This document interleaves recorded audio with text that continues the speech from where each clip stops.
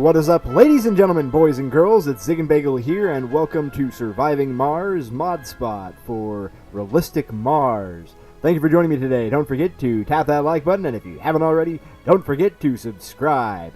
Okay, this is our very first mod spotlight for Surviving Mars. I decided to do a few of these because I have been active in the modded community for this game, and I thought I'd help people out, and they could help me out by letting me do mod spotlights for them. So we have our first one here, which is for a hard gameplay mod that is called Realistic Mars, like I said. It adds a bunch of new gameplay and difficulty options. For our mod spotlights, we're going to go with my modded mission sponsor and logo. And yeah, just to try to keep an equilibrium for things. As well, it has it on the mod page, but if you want to, you can download the mod config mod that helps you change the settings for your mods. So let's move on. We're going to keep all this basic, and for our testing purposes for doing mod spotlights, we're going to just go ahead and do them on the Xanthe Alpha. Alright, let's go ahead and start. I'm going to start to give you some information on the mods page here about what it does. So let's go ahead and begin. So, it adds wind fluctuations. The winds of the Martian surface now influence the power outputs of your windmills. You can't rely on wind power alone now, as its output is inconsistent and you need to supplement it with auxiliary power. Then we have solar panels, dust penalty. The solar panels have double the initial output, but gradually lose power when they get dusty. Will you clean them regularly or invest in power storage? Okay. Let's go ahead, and I'm gonna start to get this set up here. Let's see. Just do that like so. I'm gonna go ahead and pause real quick though and just go over more of the details here. It adds realistic batteries, large solar panel, maintenance requires electronics. So that's one big change there.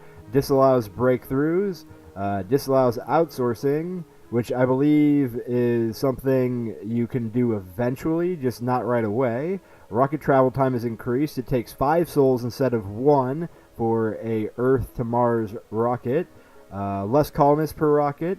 Funding gains reduced, and food production rebalance. So there's a lot of things in this mod to help do changes for everything. And I'm going to go ahead and get landed and start doing a basic setup and start to show you guys off some of the features of this mod. So let's go ahead, and I'll be right back. Alright, we're back. So I got a basic setup already. I'm just going to set up working on a resupply here because I know that the cargo rockets take longer. So we're going to want to get a resupply ready early. So cargo rocket, I usually like to go with at least one of you. Let's set up that.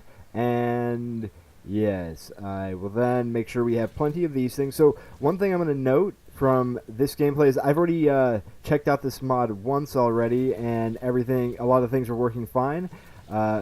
More specifically with the cost for the large solar panels being in electronics, but for some reason it's not working in this playthrough. Something might have broke, I'm not sure, but I can tell you about what I know it works with. So just setting up these things here so that we will have our resupply and we can show off the increased time on this mod. So we do that, a couple of these guys, and yeah, we'll just do the rest in U and launch. Okay, here's our rocket. If we unpause, there we go, then it'll start to count down. And okay, it's starting to go. Hopefully, in the last time I played through this, the travel time increase wasn't really working. But I can also show you real quick the mod options here. You can change the wind fluctuation period, the production per minute percent base, the funding gains, pretty much all these things. Like the number of colonists right now for the mod is set to 12. So instead of the... okay, yeah, so 12 is what it's set at. Travel time in percent of base is 500%, so that's basically meaning for 5 days instead of the 1 soul. And then there are the other things here, like the food production rebalance, the no breakthroughs, no outsourcing, realistic batteries, solar change, and solar panel dust penalty, and you can uncheck these or check these as you will, so it makes it very customizable for your different playthroughs. Okay, let's close out of that. I'm going to no, I'm just going to go slower on the things here. And right now our power production is 7.48.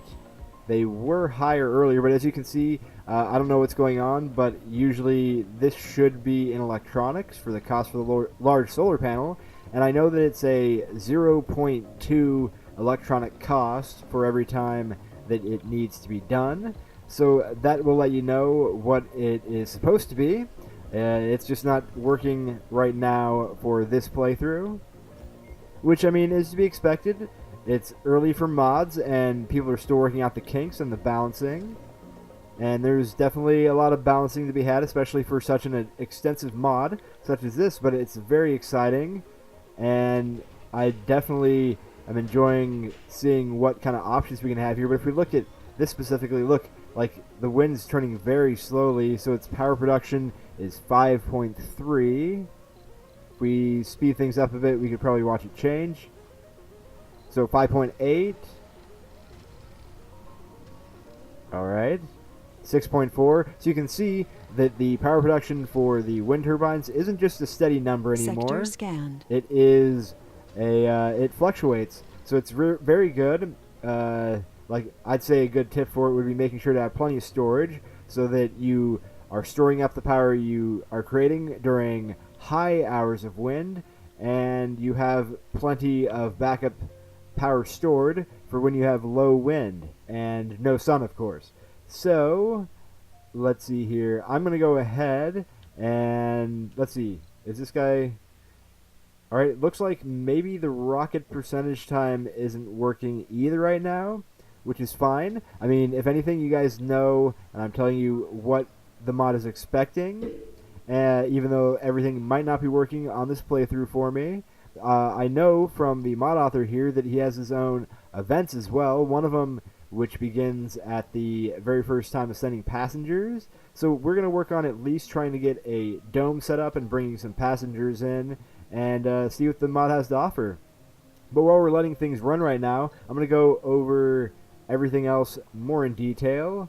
Okay, let me just, hold on. I got to do this real quick so I can actually get to it a little bit more here. Alright, so I went over the wind power. The solar panels, dust penalty. The solar panels have double the initial output, but gradually lose power when they get dusty. Will you clean them or gradually invest in power shortage? I think I actually went over that one as well. Let's see, realistic batteries. Polymer battery capacity reduced by 30% from vanilla. Cable faults will suck your batteries dry, especially during Martian nights. Use power switches to isolate your power grids from each other before you found your colony empty on juice. Okay. Yeah, that's a big thing too. So it's like if you have a cable fault, then you could really be losing power quickly and have a lot of issues. So making sure you have an abundance of cables with redundancies would definitely be a good step to look into. Alright, I believe I've talked about the large solar panels maintenance requiring electronics and how it's gone from 1 metal to 0.2 electronics. Let's see, disallowing breakthroughs. Breakthroughs are a boon and a game changer. With this option, you only get 4, 3 from a wonder and 1 from the mystery, making each realistic Mars game different after the mid-game.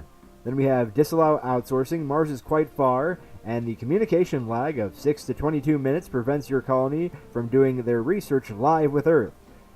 Build research labs so your scientists can set up copies of Earth servers on the Red Planet to do their crucial work. No more beelying a tech you need now by outsourcing. Get the RC Explorer looking around the map for research anomalies, but will you help him out by spending your precious electronics to sending up sensor towers? All right. So basically, it's meaning that you won't be able to do outsourcing until you set up research labs, if I've read that correctly, because of just the communication lag, which is really smart and makes sense because that is a thing when it comes to real life because of the distance of Mars and Earth. So we have, let's see, rocket travel time increased. We've already gone over that. Less colonists per rocket. I've gone over that as well. It says choose the cream of the crop from your applicants. Make sure they are never earthsick, suicidal, starving, suffocating, or thirsty. It takes a long time to get new colonists on Mars, and you only get have a few per trip. Okay, so yeah, it's basically with the decrease in the amount of passengers you can have per rocket, and the fact that the rocket times are slower, it's meaning you got to be more careful about who you pick, so that if you have problems with them, you won't have any help, because yeah, somebody gets earthsick, you're screwed. So okay, funding gains reduced every 5 resources more you choose to import is a choice you have to commit to. Get a moisture prefab, or gamble on finding a water deposit that will need machine parts, or maybe rush a rare metal extractor and hope you can export enough at the next rocket launch. Very, very good. I'm going to go ahead, pause this real quick so I can go to the last thing here for the food production rebalance. The 3 different food production buildings now fulfill distinctively different roles. Will you rely on specialists working around the clock in your hydroponics farm, now low-intensity farming, or automated fungal farms? Very, very cool. So it has recommended settings here. So there's recommended settings for a challenge mode, and for Death on Mars mod default is the mod default settings there. Okay, very, very cool. So I think I've showed off a lot of things here. I've told you about what this is supposed to be and how the wind fluctuation works. I think I'm going to go ahead and work on getting the dome set up to bring some passengers in so we can show off the event as well as the farms perhaps. So I will be right back when I have it all set up. Alright, we're back, and I have our first passenger rocket ready, so I'm going to go ahead and launch it now. It is on its way. We have a dome set up here. We have a power shortage. Okay, understood. I'm just trying to show things off here. I don't mind. Okay, so let's see here, just checking on everything. Alright, so I basically, at this point, I want to be able to make sure that when we have people set up here, that it actually has the breakthrough for the research or the outsourcing ready, because I believe once we have this guy set up, we should be able to start doing research. Research complete. Okay. Or outsourcing, I mean. Maybe not. I think it might be in the mod that outsourcing doesn't work at all, and that you just get your research from having explorers and from your research lab, which is makes sense because it is a harder mode type mod. Okay, good, good, good. I might want to add just a little bit more power here, just to make sure we will be safe for when everything begins. And we should have those colonists arrive very shortly. We have a power shortage. Yes, yes, yes, I understand. So the one thing I will say for now is that if you are looking for a harder experience than normal, or you've already finished the hard mode of the game and you'd like a better challenge, then I definitely would suggest you getting this mod. And the fact that it has the mod config mod in here, so you can actually change and make the settings harder if you want to, is a big plus as well, because it makes it very customizable. So our passengers should be arriving very shortly, so that we can go ahead and test out this one last thing here. I believe that it's not going to unlock the resourcing, but I mean, we might as well test it. That is what we're here for, so I can try to spotlight as much as possible with this mod. I know that not everything is working on my current playthrough. Sometimes it'll happen where things will break, but I'm just showing you as much as possible, and I have told you about some of the things that are not working in this playthrough, like the solar panel cost and all that. We have a power so that you shortage. know how they work. Okay. I'm going to increase those guys so that they're fine. And we should have our people arriving very, very shortly. As well as the fact that the rocket should be taking a lot faster. But luckily, at least for our purposes right now, it helps so that we don't have to wait as long to get things moving for this spotlight. So let's go ahead and bring our people in and see what happens. Okay, come on, guys.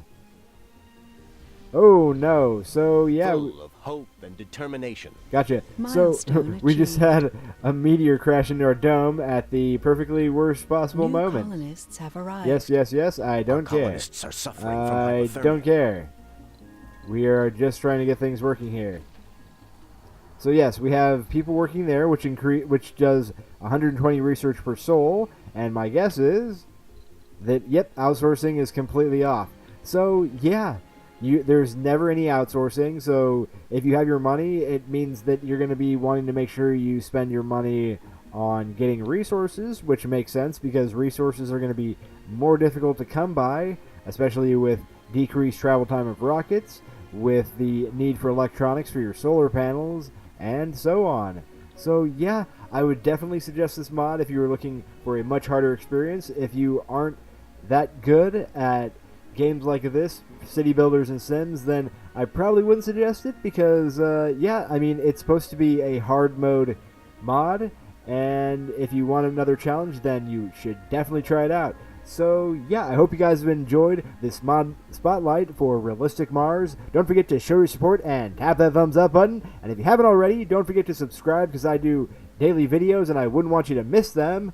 So I hope you guys have a great rest of your day, and as always, don't forget to live long and prosper.